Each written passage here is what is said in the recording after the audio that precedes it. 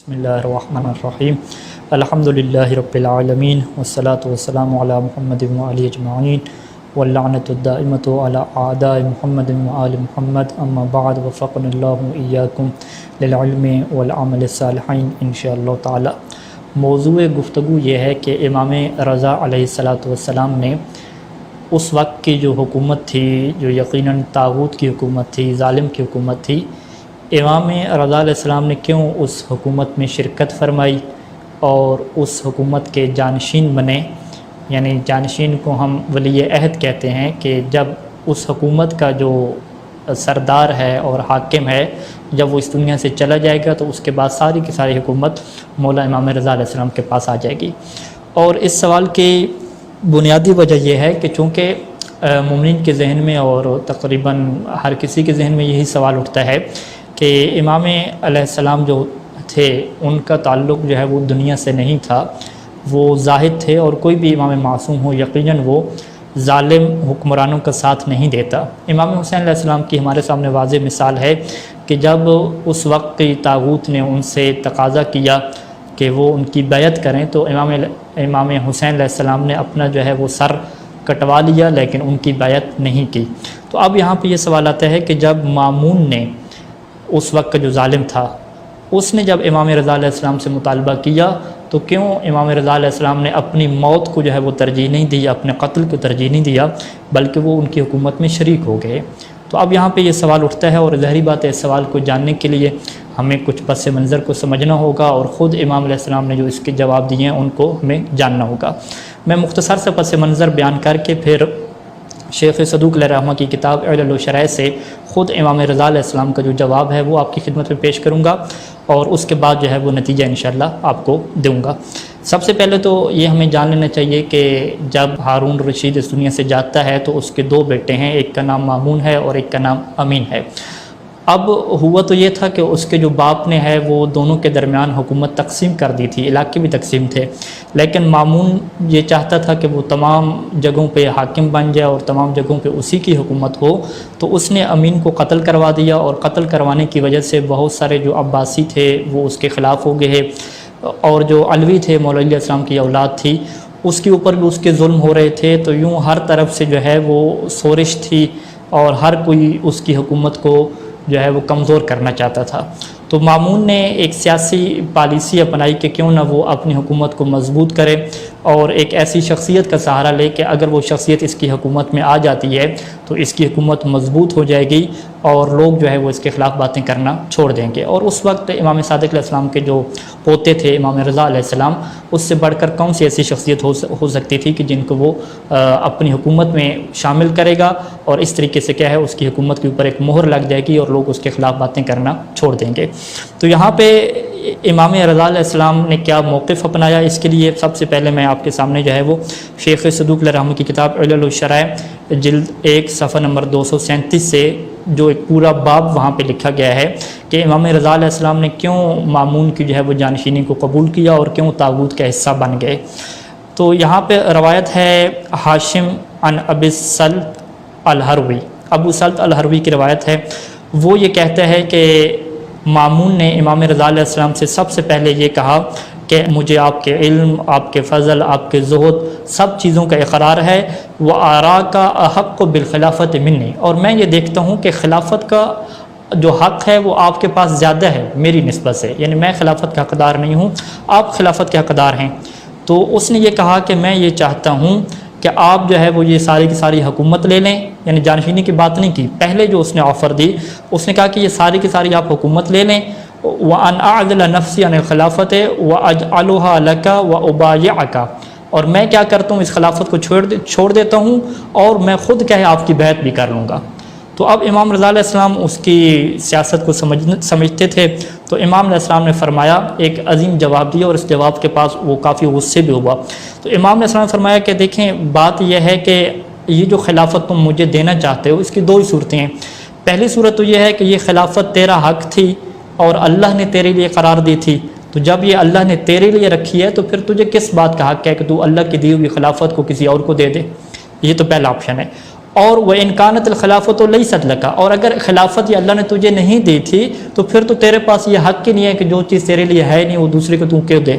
تو آپ کہتے ہیں کہ مامون یہاں پہ کافی غصے ہو گیا اور پھر کافی دن گزر گئے، تقریباً کچھ روایات کے مطابق 2 مہینے کا عرصہ کیا گزر گیا، وہ مسلسل کیا کوشش میں رہا۔ پھر وہ ایک دن آتا ہے اور امام رضا علیہ السلام سے کہتا ہے کہ چلیں ٹھیک ہے، آپ جو ہے وہ حکومت نہیں لیتے تو آپ میری جانشینی لے لیں کہ جب جو ہے وہ میں مر جاؤں گا تو آپ یہ حکومت کیا ہے آپ یہ سنبھال لینا۔ تو امام علیہ السلام نے فرمایا کہ مجھے تو مولا امیر المومنین علیہ السلام اور حضرت رسول خدا سے میرے آبا و اجداد نے یہ خبر دی ہے کہ میں تو تجھ سے پہلے اس دنیا سے جو ہے وہ چلا جاؤں گا اور بڑی مظلومیت کی حالت میں جاؤں گا اور زہر سے شہید کر دیا جاؤں گا۔ تب کی علیہ ملائکۃ السماء و ملائکۃ الارض، آسمان اور زمین کے فرشتے میرے اوپر روئیں گے اور میں ایک ایسی زمین پہ دفن ہوں گا کہ جو میرا وطن بھی نہیں ہوگا، تو تم کس طریقے سے کہتے ہو کہ میں تمہارے بعد تمہارا جانشین بن جاؤں گا؟ تو اب روایت یہ کہتی ہے کہ مامون یہ خبر سن کے جو ہے وہ رونے لگ گیا۔ اس نے کہا کہ امام مجھے بتائیں کہ کون ہے جو آپ کو قتل کرے گا؟ تو امام نے فرمایا کہ اگر میں چاہوں تو میں نام بھی بتا سکتا ہوں کہ وہ کون ہے۔ اور یہاں پہ مامون کو بہت غصہ آیا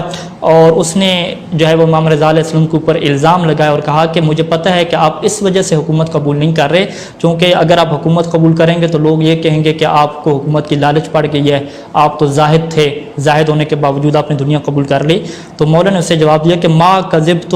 منذ خلقنی ربی تعالی، کہ میں نے اس وقت سے ایک جھوٹ بھی نہیں بولا جب سے اللہ نے مجھے پیدا کیا ہے۔ اور پھر فرمایا امام نے کہ میں دنیا کا زاہد اس وجہ سے نہیں بنا کہ میں کوئی حکومت حاصل کروں۔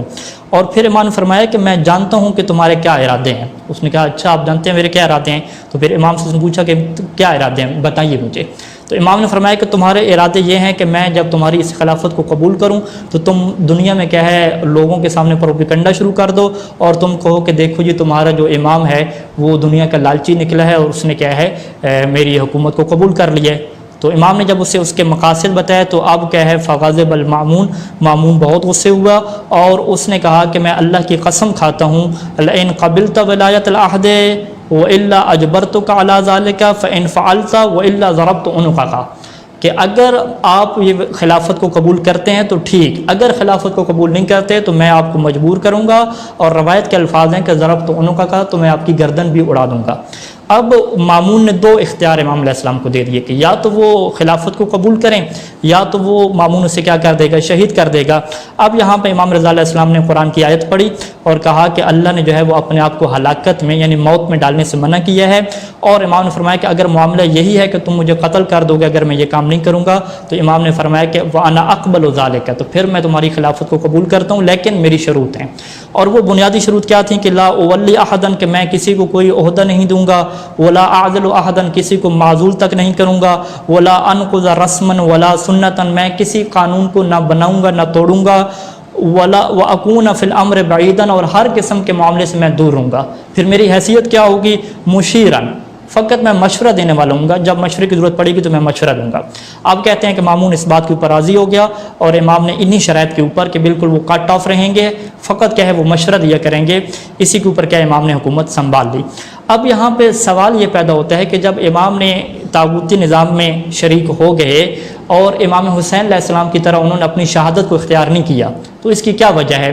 اس کی یہ وجہ ہے کہ ہمیں سیاست دینی اور اسلامی سیاست کو سمجھنا ہوگا۔